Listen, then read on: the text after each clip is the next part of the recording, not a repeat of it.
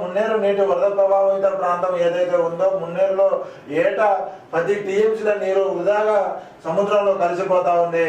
అయితే దాన్ని రూపాయి ఖర్చు లేకుండా ప్రభుత్వం దానికి పాలేరు నియోజకవర్గంలోని పాలేరు చెరువుకు కలపడం వల్ల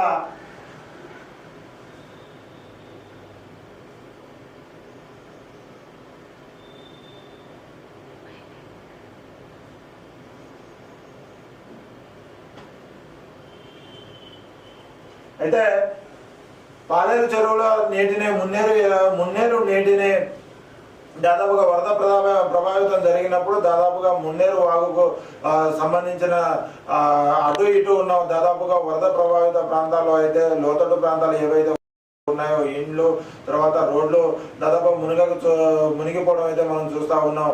అదే కోణంలో దాదాపుగా పాలేరు చెరువులో ఏదైతే ఉందో పాలేరు చెరువు ఇక్కడ నుంచి దాదాపు 162 కోట్ల వ్యయంతో ఈ మున్నేరు నీటిని పాలేరు చెరువు వైపు తరలించగలిగితే మరో 3 లక్షల ఎకరాలకు సాగునీరు మరియు తాగునీటిని సమస్య లేకుండా చేయొచ్చు అనే కోణంలో మంత్రి పొంగులేటి శ్రీనివాసరెడ్డి దాదాపుగా మంజూరు చేయించడం జరిగిందని తెలిసింది. అయితే దానిపైన వ్యవసాయ శాఖ మంత్రి తర్వాత మంత్రులకు తర్వాత సీఎం రేవంత్ రెడ్డికి మంత్రి అయితే కృతజ్ఞతలు తెలిపారు. అయితే ఇదే కోణంలో మనం పోయిన సంవత్సరం చూసుకున్నాం. మనం ఏదైతే వరదల్లో దాదాపుగా పాలేరు నీటిలో అలుగు ప్రాంతంలో అలుగుపడడంతో వరద నీటిలు ఎక్కువ అవడంతో ఓన్లీ వర్షపు నీరు పెరగడం వల్లనే అలుగుపడడంతో ఒక కుటుంబం ఇల్లు కూడా పూర్తిగా వరదలో కొట్టుకుపోయింది అయితే చూసినాం. దాంట్లో 2 భార్యాభర్తలు కూడా చనిపోయడం చూసినాం.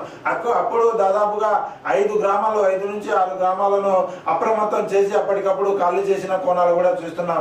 అయితే పాలేరు చెరువు యొక్క నీటి సామర్థ్యం దాదాపుగా 1 టీఎంసీ మాత్రమే.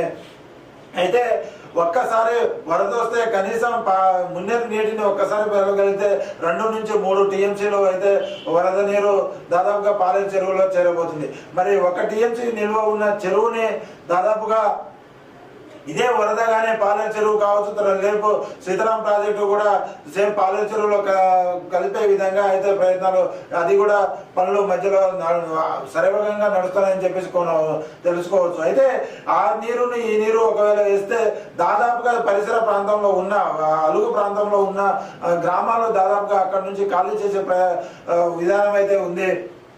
ఖాళీ చేసే ప్రయత్నం అయితే చేయాలి. లేని పక్షంలో అక్కడ పంట నష్టంతో పాటు ప్రాణ నష్టం కూడా ఎక్కువగా నమోదయ్యే అవకాశాలు అయితే ఉన్నాయి. మరి దానికి ఇక్కడే చూస్తున్నారా, గతంలో కూడా చూసాం మనం పాలేరు చెరువు ఆయకట్ట ఎక్కడైతే ఉందో ఆనకట్ట